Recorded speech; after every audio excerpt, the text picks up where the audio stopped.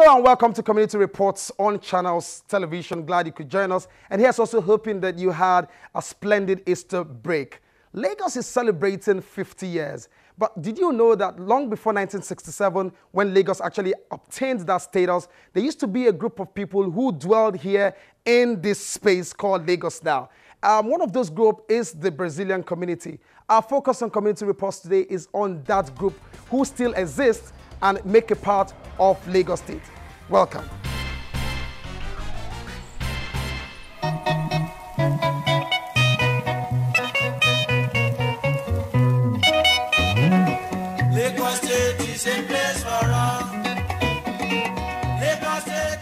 Lagos is and still continues to be a place of history and reference place for institutional advancement, governance, structure, lifestyle, serenity, commerce, and of course, the people.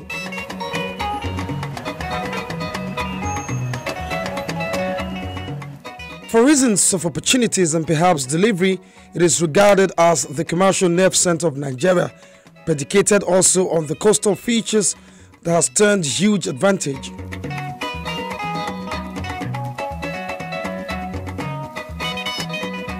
Her people also forms the fulcrum for the various phases of history and growth on all endeavors.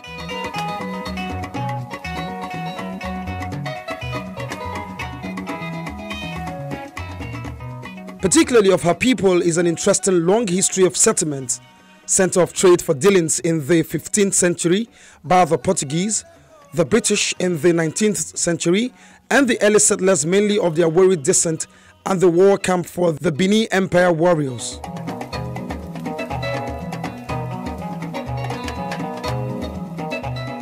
Yet again comes another set of people whose return and settlement in Lagos has been historic and still a part of the configuration of entities who lay claim to Lagos as their home state. Yes, did you know or do you remember that a lot of families in Lagos today are descendants of freed Afro-Brazilian slaves who left Brazil and settled in Nigeria? Beginning from the 1830s, many emancipated Africans who had been through forced labor and discrimination in Brazil began moving back to Lagos.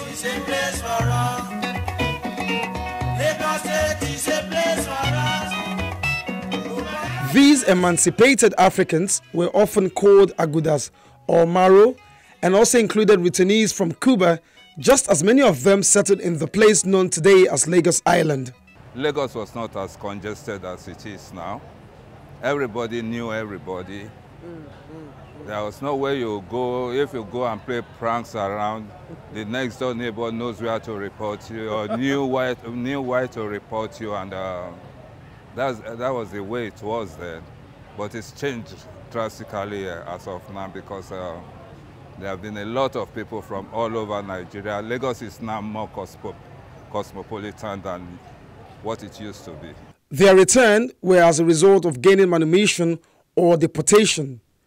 From the books, the first repatriation of African people from Brazil to what is now Nigeria was a government-led deportation in 1835 in the aftermath of a Yoruba Hausa-led rebellion in the city of Salvador.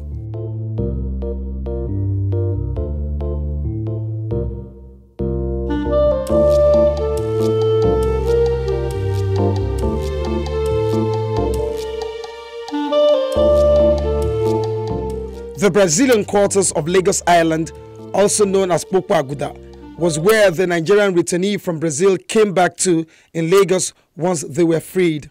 Like the name goes, the Brazilian quarters, you have people who returned from after the slave trade. They came all from all over, from Sierra Leone, Brazil, and all sorts of places. When they returned, that was the area, that was a settlement for the early returnees. So that's why most of the returnees have English names.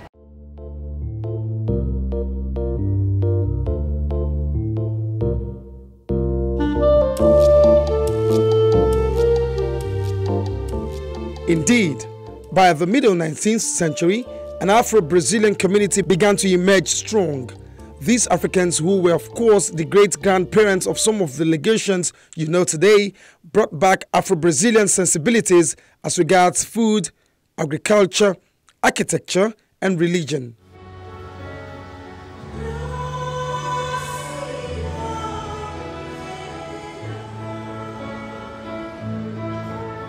When it comes to religion, majority of the Agudas were Catholics, but the community had a significant member of Muslim families and those who still kept to traditional religion.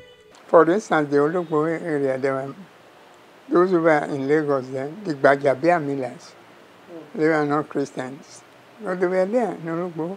The Williams, they were there, you know. Oh yes, we have no idea of religion separating us or politics separating us. We fight for politics, but after politics we're friends.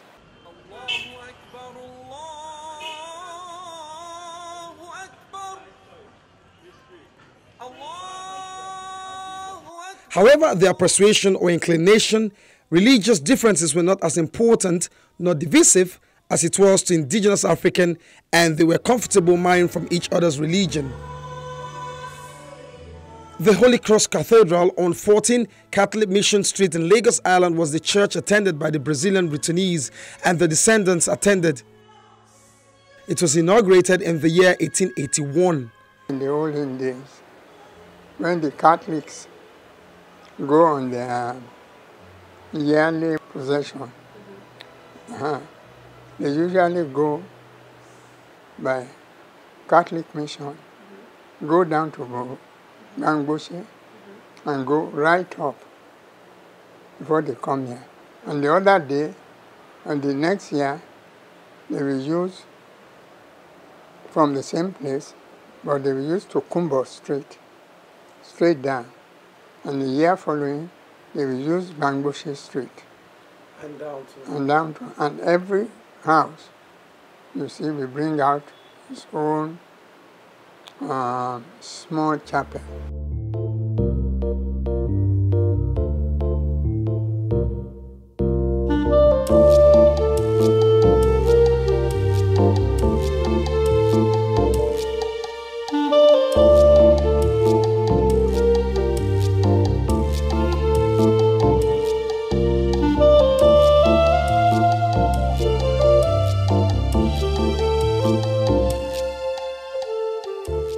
Their legacy in architecture, owing to their technically skilled artisan, may have been subsumed on the prevailing pieces. The architecture is very foreign, and the typical Brazilian architecture of that time.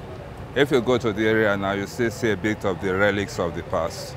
There still exists cross-fertilization of culture that has occurred between Lagos and Brazil. They brought the carnival to Lagos, popularly called the Fanti Carnival.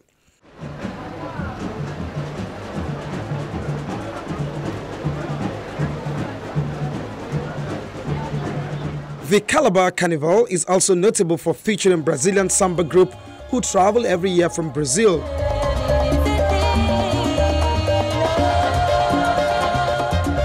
Their sounds are not an alienated beat through the ears of visitors who throng the Cross River State capital for the yearly fiesta.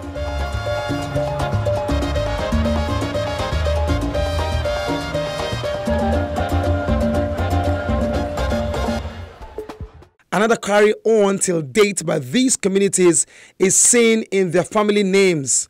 Descendants of returnees in Nigeria have a strong hold to their Brazilian identity, their last names or family names, as seen in Brazilian Portuguese last names such as da Souza, da Silva, Vera Cruz, Salvador, Soares, dos Santos, Fernandes, Cardoso, Pereira, Martinez, Marinho, Pinheiro, and Cruz. The Gomez family is a powerful Brazilian, American, African community in Lagos. You see? You know, we have Brazilian quarters, you see, and descendants from Brazil they're all here. And they have special area called Brazilian area in Lagos. And because they were coming from Venice, a more civilized country, they brought the artisans and things like that, you know, and they developed the building industry, a few things, and that's why you see the difference at that time between where the Brazilian is and where the others are.